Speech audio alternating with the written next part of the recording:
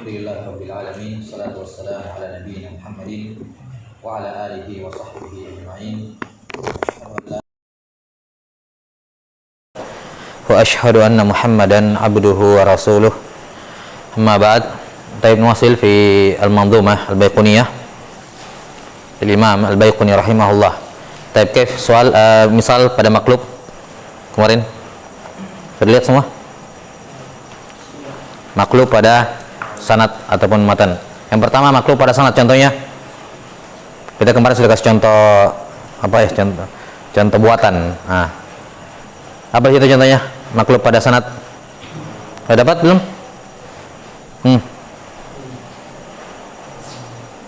Misalnya contoh rawahu man? Rawahu Hammad ibn Zaid. Hammad ibn Hammad an-Nasibi. Taib. Terus? Nabi Salih. Nabi Hurairah marfu'an. Idza laqitumul musyrikin fi tariqin fala tabda'uhum bisalam. Pada hadisul matlub qalabahu Hammad faja'alahu anil A'mash wa innama huwa ma'rufun an Suhaili ibni Abi Salih. Baik. Jadi perhatikan hadis Nabi sallallahu alaihi wasallam, idza laqitumul musyrikin ya. Idza laqitumul musyrikin fi tariq laqitumul musyrikin fala tabda'uhum bisalam. Kalau ketemu orang musyrik di jalan, bertemu orang musyrik, maka jangan mulai ucapkan salam. Sanadnya perhatikan, diriwayatkan dari Abu Hurairah marfu'an. Apa itu marfu'an? Singkatan dari qala Rasulullah SAW. Ya, singkatan dari qala. Sudah pernah kan? Ketika kita menyebutkan hadis marfu, ada singkatan-singkatan. Ya, diantaranya marfu'an. Maksudnya an Abi Hurairah marfu'an, yakni an Abi Hurairah qala Rasulullah sallallahu alaihi wasallam. Dari Abu Hurairah meriwayatkan darinya Suhail bin Abu Saleh meriwayatkan darinya Al-A'mash meriwayatkan darinya Hammad An-Nasibi. An-Nasibi atau Nasibi? An-Nasibi. Taib. An-Nasibi. Taib. Ini sanadnya. Jadi yang keliru di sini adalah Hammad An-Nasibi. Keliru dia. Apa selanjutnya disebutkan? Ikra, Wasil, Amr. Apa sih? Contohnya tadi, Hammad An-Nasibi. Mana tadi? Kemudian disebutkan apa? Iya, setelah itu. Setelah matannya apa? Ini hadis maklub. Maklub. Terus.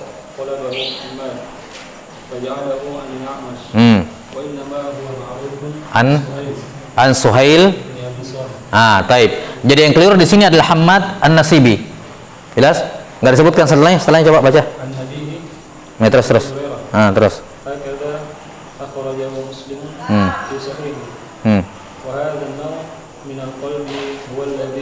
Ya, taib, cukup. Aspek. Taib. Enggak disebutkan di sini.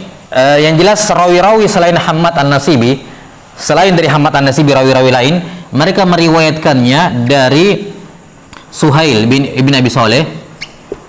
Suhail Tasgir bin Abi Saleh dari apa? An Abihi, dari Abu Saleh, ayahnya, dari Abu Hurairah. Taib. Ini katanya disebutkan diriwayatkan oleh Imam Muslim.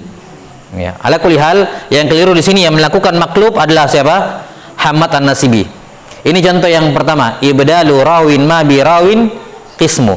Menjadi mengganti satu rawi dengan rawi yang lain. Ini maklub pada sanad atau matan? Sanad. Di mana hadis ini perhatikan masyhurnya dari siapa? Dari Suhail bin Abi Saleh. Masyhurnya dari dia. Dari Abu Saleh, dari bapaknya sendiri. Kemudian Hammad An-Nasibi salah dengan apa? Menggantikan Suhail dengan apa? Al-A'mash. Ibdalu rawin ma birawin. Diganti rawi yang masyhur dengan rawi yang kurang, yakni yang asalnya kita tahu, semua orang tahunya hadis itu, hadis idza laqitumul musyrikin, dari hadisnya Abu Hurairah, semua orang tahu dari jalurnya siapa? Jalurnya Suhail. Datang Hammad An-Nasibi memaklub, yakni menukar Suhail dengan siapa? Al-A'mash. Taib, ini contoh real untuk ibdalu rawin wa birawin qismu. Taib, contoh lain. Selesai itu. Kemudian maklub pada matan. Apa contohnya? Enggak disebutkan contoh lain maklub pada sanad? Ada itu Amr bin Murrah jadi Murrah bin Ka'ab bin Murrah, Murrah bin Ka'ab. Seingat saya ada disebutkan. Enggak disebutin? Tapi lah bahasa. Nah, selanjutnya pada matan Amrul, fadhal, qra. Hadits Abu Hurairah Muslim. Nah, dah. Terus. يوم نعبد ورجل تصدق بصدقة فأخفاها حتى لا تعلم يمينه ما تنفق شماله. Siapa yang salah di situ? Betul. فهذا مما انقلب على بعض الرواة وإنما هو حتى لا تعلم شماله ما تنفق يمينه. أي يجعل راو متن هذا الحديث على إسناد آخر ويجعل إسناده بمتن آخر وذلك بقصد. Itu bentuk yang kedua. Ya, bentuk kedua itu. Ya, baik. Jadi untuk contoh maklub pada matan yang saya sebutkan hadisnya, dari sebutkan situ ya, siapa perawi yang keliru. Yang jelas yang la hatta la ta'lama yaminuhu ma tunfiqu shimalu, yang tertukar ya. Tapi ini maklub pada matan. Terus yang kedua disebutkan imtihan, liqasdil imtihan ya. Tujuannya untuk menguji sebagaimana yang terjadi pada Imam Al-Bukhari. Disebutkan situ. Kama waqa'a fil Bukhari ya. Ya, taib. Itu contoh maklub pada al-matan. Taib, selesai. Ini contoh ibdalu rawi. Seingat saya disebutkan juga yang Murrah bin Ka'ab jadi Ka'ab bin Murrah kalau nggak salah disebutkan. Nggak disebutkan itu contoh? Nggak ada? Taib, labas. Sahal. Nah, sekarang kita lanjut ke bait berikutnya. Qala al-Baiquni rahimahullahu ta'ala wa kana hayyan sana 80 ba'da alf min al-hijratin nabawiyyah wal fardu ma qayyadtahu bi thiqati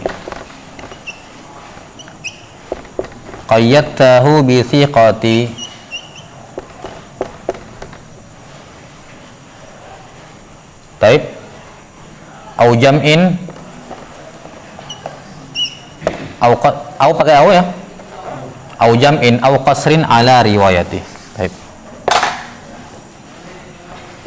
Au jam'in au qasrin ala riwayati.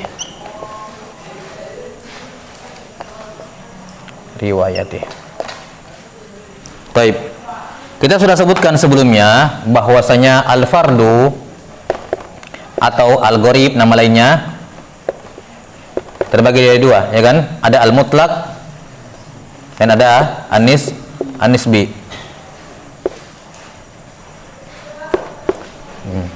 Al-fardu atau al-gharib mutlak biasanya diitlaqkan padanya nama apa? Al-gharib. Biasanya kalau ulama mengitlaqkan gharib, maka mereka masukkan gharib mutlak. Kalau mereka mengitlaqkan kata al-fardu, maka yang dimaksud dengannya apa? Gharib nisbi atau fardu nisbi. Nah, di sini Al-Baiquni menggunakan wal fardu. Berarti yang dimaksudkan adalah apa? Yang ini, yang nisbi. Kenapa? Karena yang mutlak sudah berlalu. Yaitu pada kalimat Al-Baiquni yang mana? Wa qul gharibun ma rawin faqat. Itu gharib mutlak, itu fardul mutlak, yaitu yang betul-betul tafarrud perawinya tidak ada jalan lain. Yaitu tafarrudnya fi asli sanad. Tabaqatnya sahabat atau tabi'in, tafarrud di situ. Di tabaqatnya tabi'in maksud saya, ya. Tabaqatnya tabi'in di mana aslu sanad adalah ujung sanad yang di situ ada sahabat. Cuman kan tafarrudnya sahabat tidak ada masalah, la yadur. Sahabat biar sendirian meriwayatkan hadis tidak ada masalah. Maka yang yudir, yang bermasalah atau dihukumi gharib kalau tafarrudnya tabi'in. Baik, sekarang gharib nisbi atau fardu nisbi. Nah, ini yang disebutkan oleh beliau di sini. Wal fardu ma qayyadtahu bi thiqati. Al fardu yakni al fardu nisbi atau al gharibun nisbi adalah ma qayyadtahu bi thiqah. Hadis yang kamu kaitkan dengan rawi thiqah. Au jam'in atau kamu kaitkan dengan kumpulan orang. Au qasrin ala riwayati atau kamu batasi periwayatan pada satu orang. Pada riwayat satu orang. Sebenarnya fardun nisbi atau gorib nisbi itu tidak gorib sama sekali. Dia bisa jadi masyhur, bisa jadi aziz, bahkan bisa jadi mutawatir, bisa jadi mutawatir. Tapi ketika binisbah ila syai'in muayyan, memandang salah satu sisi saja, maka bisa jadi dia apa? Gorib atau fardu. Karena kita katakan karena sifatnya sanad itu kayak piramida, ke bawah itu semakin ramai, maka fardun nisbi ini hanya bisa terjadi kalau tafarrudnya bukan fi asli sanad. Baik, maka bisa kita kasihkan definisi. Al fardun nisbi adalah apa? Ya, tafarrudur rawi laisa fi asli sanad. Baik, bisa kita katakan definisinya seperti itu. Bahwa al fardun nisbi adalah tafarrudur rawi apa? Laisa fi asli as-sanad. Baik, tafarrudnya perawi bukan pada asal sanad. Kalau fardul mutlak, tafarrudur rawi fi asli sanad. Tafarrudnya perawi di asal sanad, yakni tabaqat atas di asal sanad, yakni tarafuhu alladzi fihi sahabi. Asal sanad adalah ujung sanad yang padanya ada sahabat. Jadi kalau tafarrudnya di sana di atas namanya fardun nisbi. Fardu apa? Fardul mutlak. Kalau tafarrudnya di bawah, bukan di asal sanad, di bawah, atau fardun nisbi. Itu fardun nisbi. Kenapa dikatakan fardul mutlak? Karena kalau dari atas sendiri itu betul-betul sendiri di situ. Jelas? Tapi kalau di bawah sendiri kemungkinan besar tidak sendiri, karena sanad itu semakin ke bawah banyak. Cuman dia dari sudut pandang tertentu sendiri, sudut pandang tertentu saja. Binisbah ila syai' muayyan, ya, dari sudut pandang tertentu sendiri. Tapi sebenarnya tidak sendiri, tidak betul-betul sendiri. Cuman binisbah ila syai' muayyan, dari sudut pandang tertentu. Makanya dikatakan nisbi, binisbah. Baik, di sini Al-Baiquni rahimahullah menyebutkan 3 jenis fardun nisbi. 1, 2, 3. Yani kamu kaitkan dengan siqah, kaitkan dengan jama', atau kaitkan dengan qasrin ala riwayah.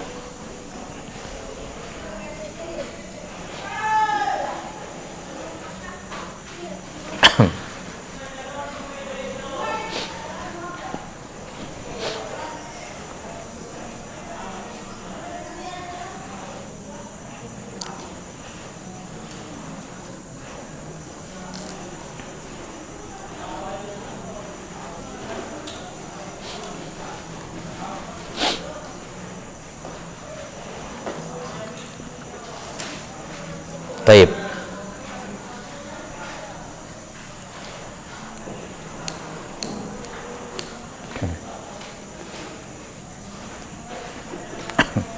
Sudah? Nah, sekarang kita akan sebut satu persatu. Contoh tafarrud perawi siqah. Coba dibuka dulu pembahasan al-gharib. Biar cepat, biar saya buka. Saya lupa apa disebutkan contoh atau tidak. Di awal-awal pembahasan, di pembahasan mutawatir ahad terbagi 3, masyhur, aziz, gharib. Nah, di gharib itu beliau sebutkan terbagi 2. Gharib mutlak dan gharib nisbi. Saya lupa belum disebutkan. Baik. Nah, ini.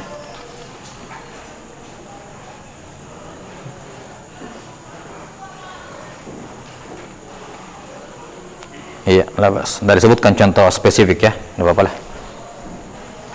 Kita buatkan contoh saya secara umum. Baik. Contoh fardun nisbi yang siqah. Misalnya ada seorang perawi. Ya, anggaplah misalnya hadisnya ya Abu Hurairah. Mereka dari Abu Hurairah, misalnya Suhail ibn Abi Saleh, bapaknya Abu Saleh, dari Suhail, dari kemudian di sini ada banyak meriwayatkan.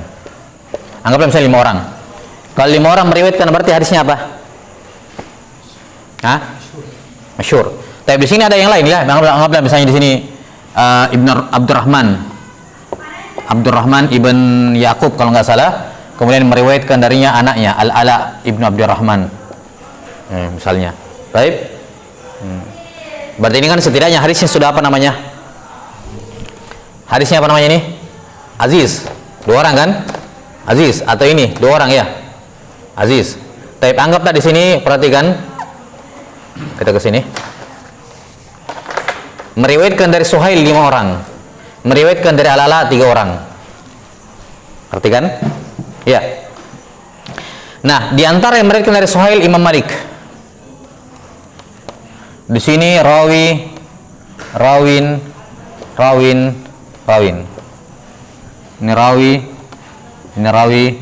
Ini rawi. Baik. Perhatikan, kalau ini sikoh, saya kasih tanda saja biar jelas. Ya. Kalau ini sikoh, ini doif, Imam Malik sikoh, ini doif. Ya. Saya contoh. Sekarang, kalau kita melihat secara jelas, Imam Malik apakah beliau tafarrud? Kalau kita memandang secara umum, tidak. Banyak. Berapa? 4 orang bersama dia yang lain meriwayatkan dari apa? Suhail plus 3 orang setabaqat dengan dia. Ya kan? Banyak yang mendukung Imam Malik. Jelas sampai sini? Nah, tapi sekarang kita mau fardun nisbi, yakni bin nisbah ila Suhail, dari sudut pandang Suhail. Berapa orang meriwayatkan darinya? 5. Berarti kita tidak toleh lagi Al-Ala. Kita tidak lihat riwayatnya. Kita bin nisbah ila man Suhail. Jadi kita keluarkan dulu ini. Walaupun secara hakikat kan ada ya. Kalau kita berbicara mengenai yang mutlak, ini hadis apa? Hadis aziz. Kalau kita berbicara mutlak itu kita lihat semuanya. Berarti ini hadisnya apa? Aziz. Setidaknya 2 orang sahabat meriwayatkan dari Nabi SAW. Hadisnya aziz. Baik. Tapi kita memandang secara nisbi, yakni bin nisbah ila Suhail. Berapa orang meriwayatkan darinya? Berapa orang? 5 orang. Kemudian kita katakan lagi, bin nisbah, ya, dari sudut pandang sikoh. Dari 5 orang ini, berapa rawi sikoh yang meriwayatkan dari Imam Malik? Meriwayatkan dari Suhail? 1, hanya Imam Malik. Maka di sini ulama terkadang mengatakan tafarroda bihi Malik an Suhail. Imam Malik tafarrud dari apa? Suhail. Kalau lihat ungkapan kata tafarrud, ingat tafarrud biasanya apa? Fardhu nisbi. Jangan buru-buru mengatakan ya sudah. Kalau begitu kita tidak perlu cari lagi siapa-siapa yang meriwayatkan dari Suhail, karena sudah dikatakan tafarrud. Nah, kita katakan enggak. Kata tafarrud biasanya diitlaqkan untuk fardhu nisbi. Berarti sebenarnya ada selain Imam Malik yang meriwayatkan, cuman dikaitkan dengan Imam Malik seorang karena ada faktor. Misalnya karena qayyat tahu bisikoh, yakni Imam Malik sendirian meriwayatkan dari Suhail, yakni Imam Malik sendirian yang sikoh yang meriwayatkan dari Suhail. Yang lainnya ada tapi dhaif semua. Yang lainnya ada meriwayatkan dari Suhail tapi apa? Dhaif semuanya. Makanya cuman dibatasi bahwa Imam Malik tafarrud dari Suhail. Tafarrud dalam hal apa? Dalam hal kesikohan. Cuman beliau yang sikoh. Yang lainnya dhaif. Ada, tapi yang lainnya dhaif. Jelas? Ini namanya fardu apa? Fardhu nisbi, yani binisbah ila Suhail, kemudian dikaitkan dengan kesikohan.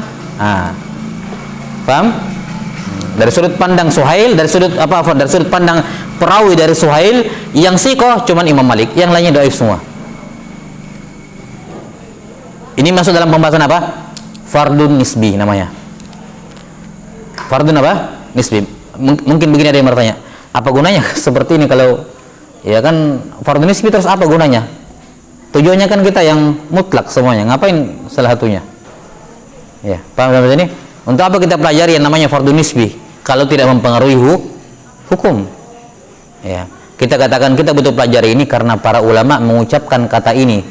Nah, kalau antum tidak tahu ada yang namanya fardhu nisbi, antum akan mengira ucapan ulama tafarrada bihi Malik an Suhail, yakni hanya Malik meriwayatkan dari Suhail, tidak ada yang lain lagi.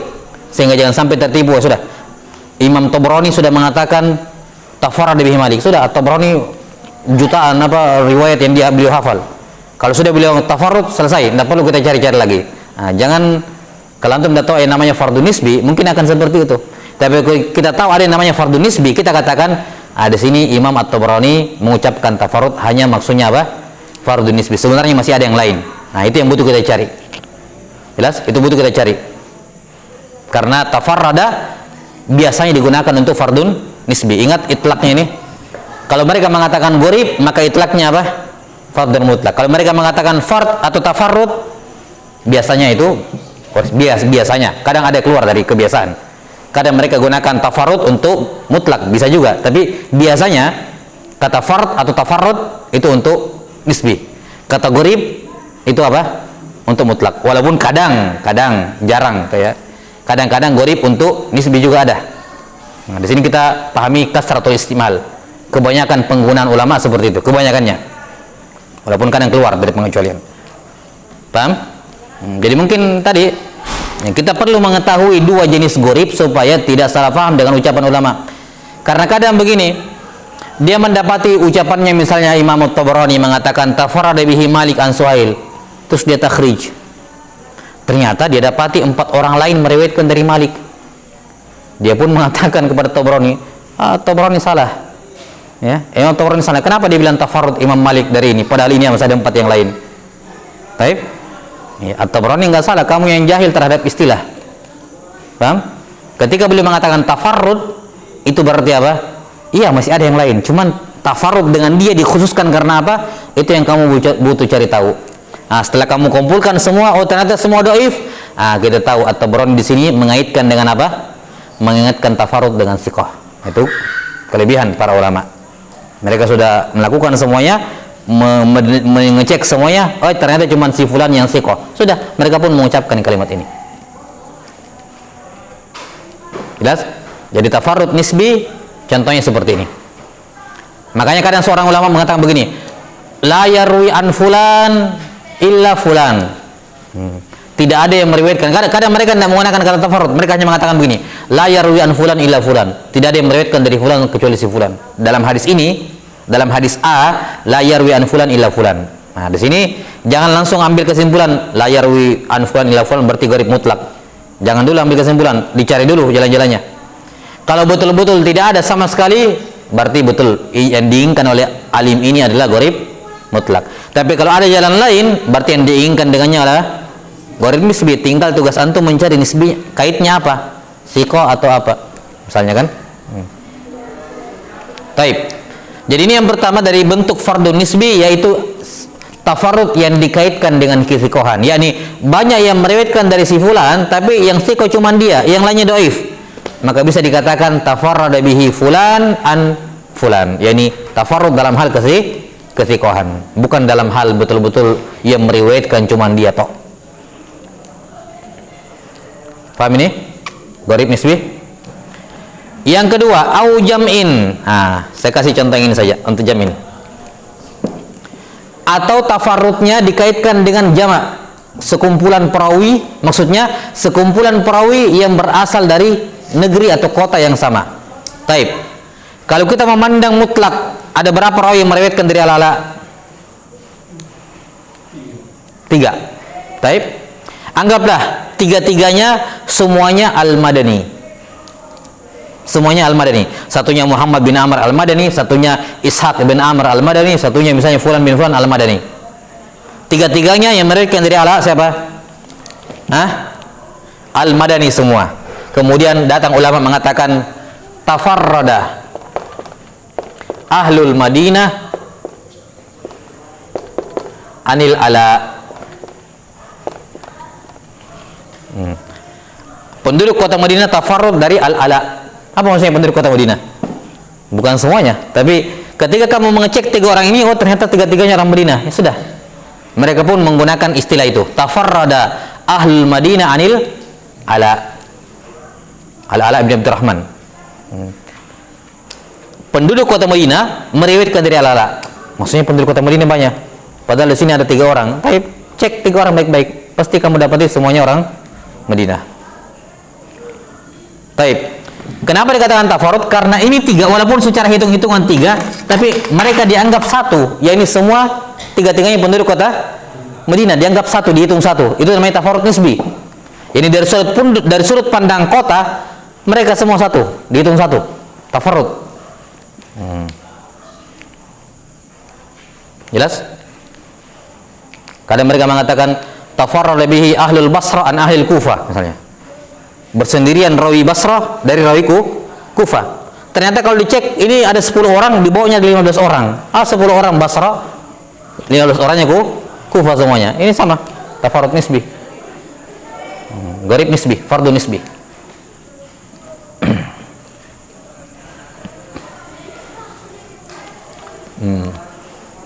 Berikutnya yang ketiga, au qasrin ala riwayati. Dikaitkan dengan apa? Qasar. Apa itu qasar? Pembatasan. Dibatasi dengan hanya menyebutkan satu riwayat. Yakni seorang alim terkadang sengaja, perhatikan, dengan sengaja dia hanya menyebutkan satu, padahal ada yang lain. Jelas? Misalnya, seorang mengatakan la yarwi an Abi Hurairah illa Aba Saleh. Tidak ada yang meriwayatkan dari Abu Hurairah kecuali Abu Saleh. Padahal kenyataannya ada siapa? Ada Abdurrahman. Jelas? Tapi dia hanya ingin dalam konteks ingin membatasi saja. Jadi misalnya apa namanya? Hanya ingin membatasi riwayat Abu Hurairah pada riwayat yang masyhur misalnya. Dia mengatakan apa yang meriwayatkan dari Abu Hurairah cuma Abu Saleh. Jelas? Padahal ada yang lain. Itu maknanya qasrin ala riwayat. Yani dia hanya membatasi pada salah satu riwayat, padahal ada yang lain. Cuman dia mau misalnya lagi malas saja membawakan semua jalannya, ataukah misalnya hanya ingin membatasi riwayat Abu Hurairah yang masyhur darinya. Misalnya jalan yang paling masyhur ini ada sana tapi kurang terkenal, sahih juga, tapi ini yang paling masyhur. Dia mau membatasi hanya pada jalan yang masyhur saja. Dia mengatakan tafarrada Abu Saleh an Abi Hurairah misalnya. Abu Saleh tafarrud dari Abi Hurairah.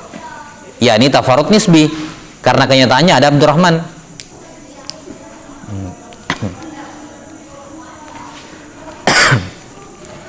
Baik.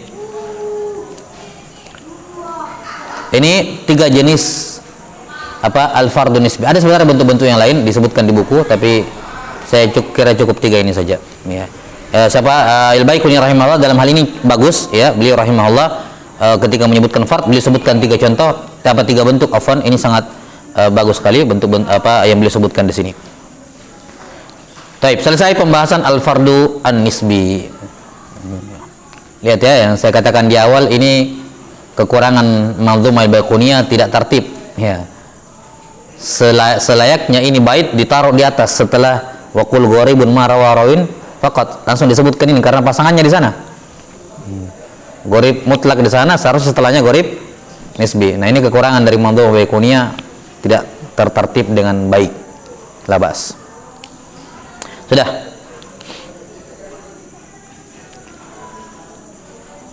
Berikutnya pembahasan mu'allal. Sahih mu'allal.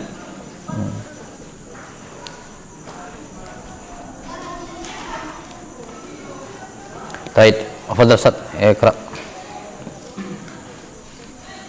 Bismillahirrahmanirrahim. Ya Nabi rahimahullah ta'ala. Wa ma bi'illatin gumumin aw khafa mu'allalun indahum qad urifa. Baik.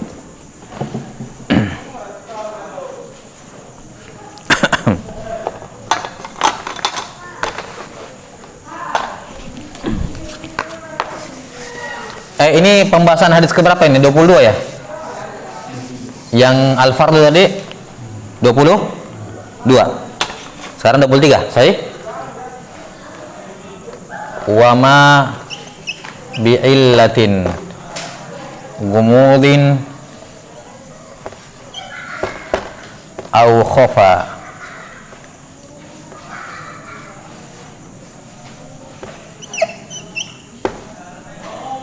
mu'allalun indahum qad urifa au khafa khafiyun. Baik, labas. Di sini pakai apa? Alif? Hah? Pakai alif? Alif berdiri? Labas. qad urifa. Ini menyelisih kaidah ya penulisan khafa. Alif itu hanya ditulis lurus kalau asalnya huruf apa? Son. Alif kapan alif ditulis lurus, kapan alif ditulis bengkok? Kenapa asal kalau ditulis khafa? Sorof ini, bukan sorof. Alif ditulis lurus kalau asalnya apa? Asalnya waw. Kalau alif itu asalnya huruf waw, maka ditulis lurus. Kalau bukan waw, maka ditulis bengkok. Makanya ini kan asalnya alif apa? Apa asalnya alif di sini? Khofa apa fi'il madinya? Khofa. Khofa ya. Masdarnya apa? Lihat ke masdar. Apa asalnya? Khofiyun. Iya. Maka asalnya fi'il madinya khofaya. Baik, khofaya. Ya. Ya ini huruf illat, sebelumnya apa? Fathah. Maka berubah jadi apa? Alif. Ilal apa namanya? Ilal qalb. Dalam sharaf kan ilal qalb. Yaitu diantara kaidah dalam ilal qalb, kalau ada huruf illah berharokat dan sebelumnya fathah, maka huruf illat itu berubah menjadi alif. Maka berubah jadi khofa. Nah, kenapa harus ditulis bengkok begini? Tidak ditulis begini, khofa. Karena asal alif ini apa? Ya, makanya harus ditulis bengkok begini. Ya, dia hanya boleh ditulis lurus kalau asalnya apa? Wow. Makanya ini katakan apa? Menyelisih kias, menyelisih asal. Dia ditulis lurus untuk menyeimbangkan dengan apa? Menyeimbangkan dengan torof yang ini. Urifa, makanya ditulis khofa. Seharusnya apa? Dalam sorof tidak boleh ditulis berdiri alifnya, harusnya ditulis ya alif kayak ya gitu ya, misalnya begitu. Baik. Wama bi'illatin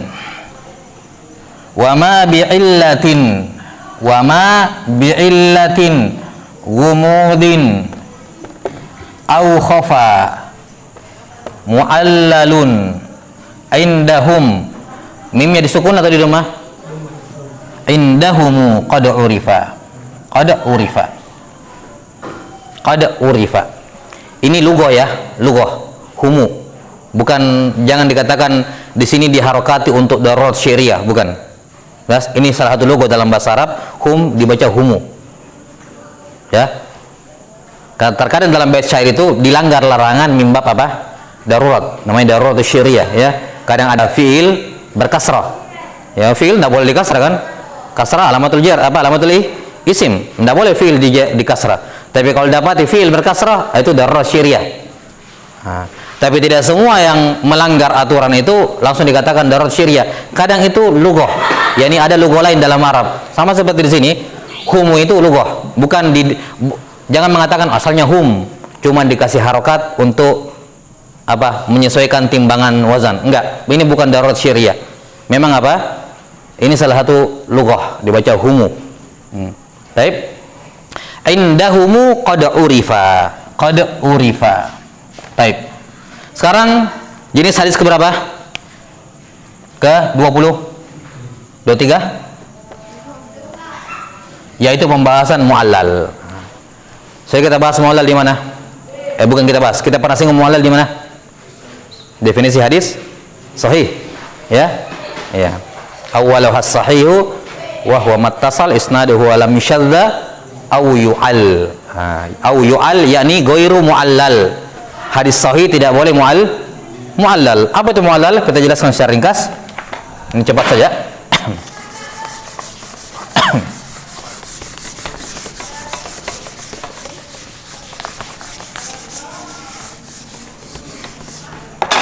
Tapi perhatikan, cacat pada hadis, yakni yang membuat hadis itu menjadi doif, jelas? Yang membuat hadis tersebut menjadi doif itu ada dua jenis. Ada namanya illat, cacat yang membuat lemahnya satu hadis itu namanya apa? Illat. Yaitu apa? Apa itu illat? Dalam nahwu apa artinya illah? Penyakit. Pembahasan apa? Pembahasan apa dalam nahwu disebut illat? Penyakit. Hah? Mutal? Iya, itu sorof. Dalam sorof. Dalam nahwu apa?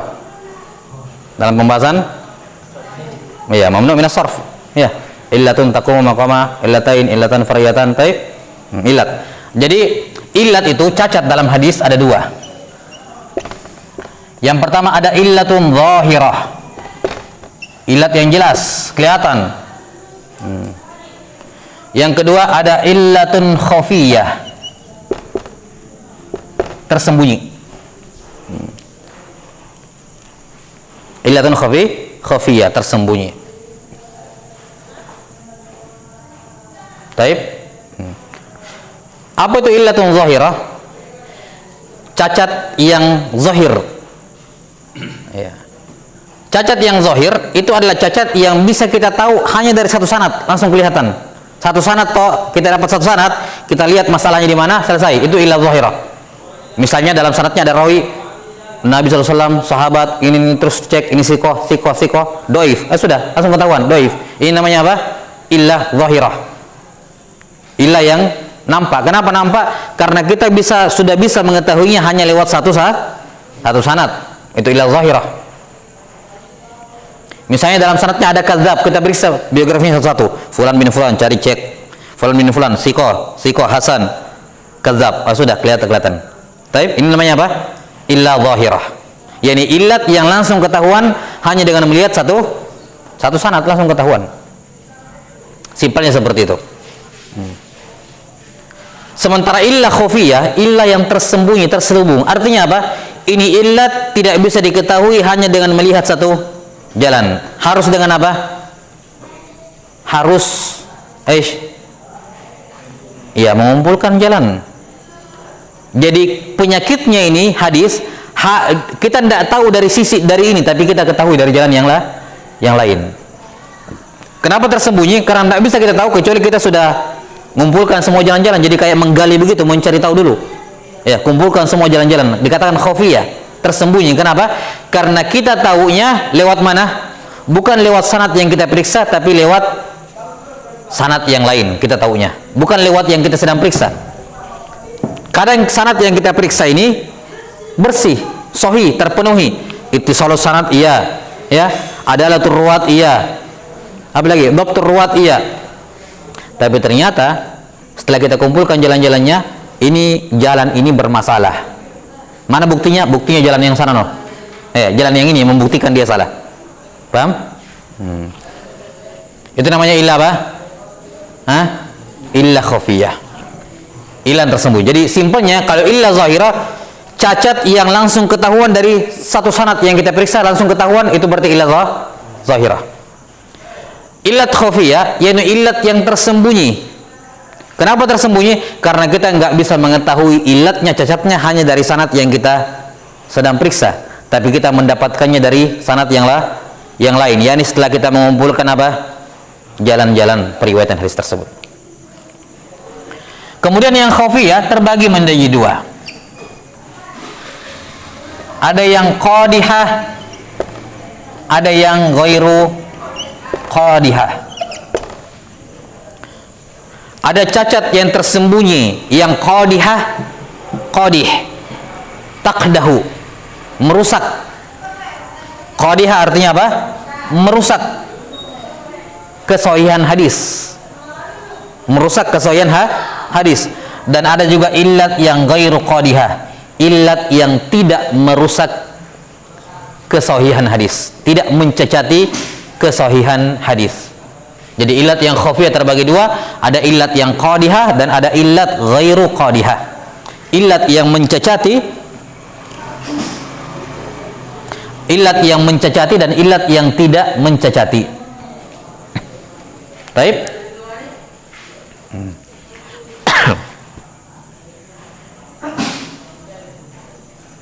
Nah, perhatikan jalurnya.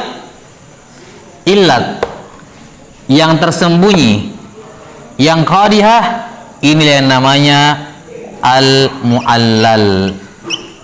Yang ini bukan mu'allal, yang ini bukan mu'allal.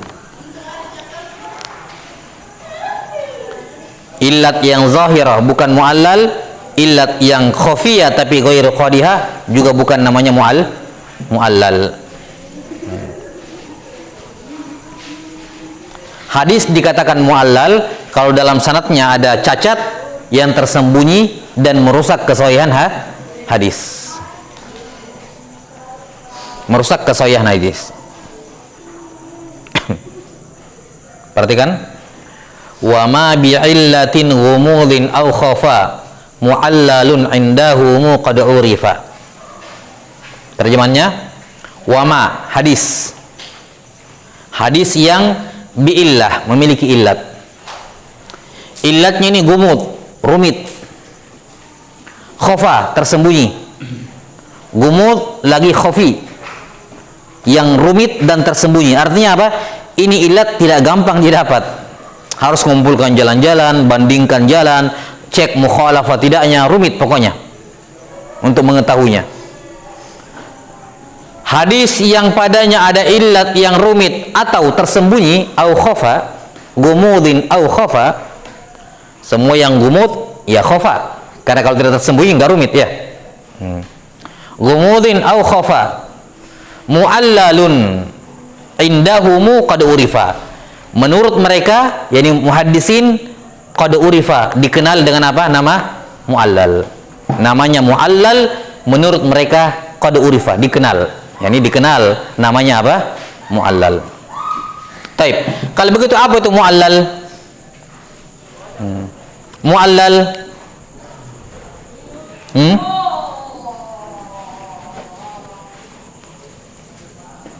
Aish, bentar, mana? Nih. Jadi muallal kita bisa apa? Ma fihi, ma yani hadis. Ma fihi illatun, ya, khafiyatun, qadihatun fi sihhatil hadis.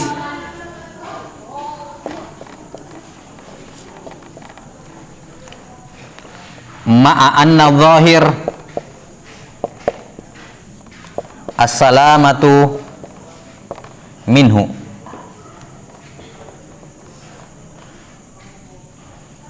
Atau minha.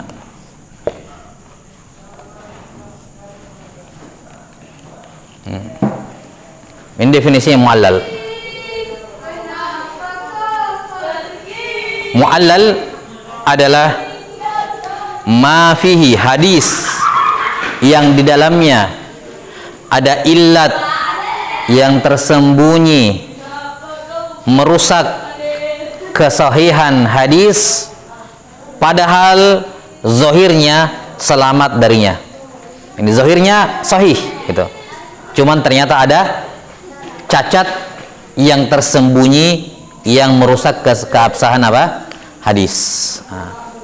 Makanya saya katakan tadi, kalau zahirnya langsung kelihatan dhaif, apa? Bukan muallal. Karena ini kan zahirnya selamat, zahirnya apa? Sahih. Jadi kalau dari zahir langsung kelihatan cacatnya, ya bukan muallal. Atau dia tersembunyi tapi tidak mencacati, bukan muallal. Mencacat, muallal itu harus qadihah, mencacati.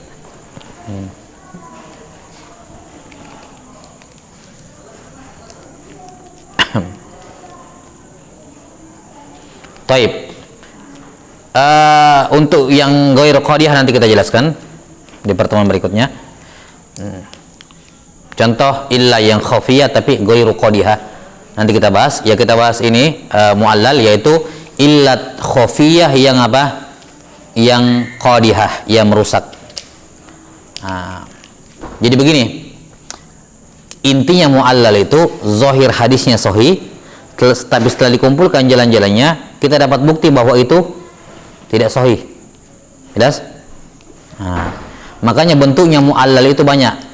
Di antara contoh muallal hadits syadz yang telah berlalu. Di antara contoh muallal hadits syadz. Jadi muallal ini tidak ada jenis hadis tersendiri begitu muallal, enggak. Bentuknya macam-macam. Contoh hadis syadz, contoh hadis muallal syadz. Apa kemarin syadz?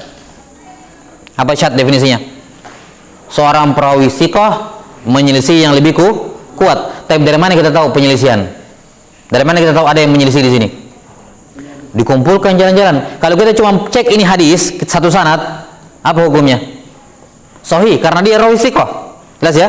Kalau kita cuma cek satu sanad, ini hadis, ini sanad sahih, karena rawi thiqah. Tapi setelah kita kumpulkan jalan-jalan, oh ternyata si thiqah ini menyelisih yang lebih kuat. Ini namanya apa? Illat, mu'allal namanya, tersembunyi sebab kelemahannya. Kenapa? Karena di kita baru tahu dia menyelisih yang lebih kuat setelah kapan?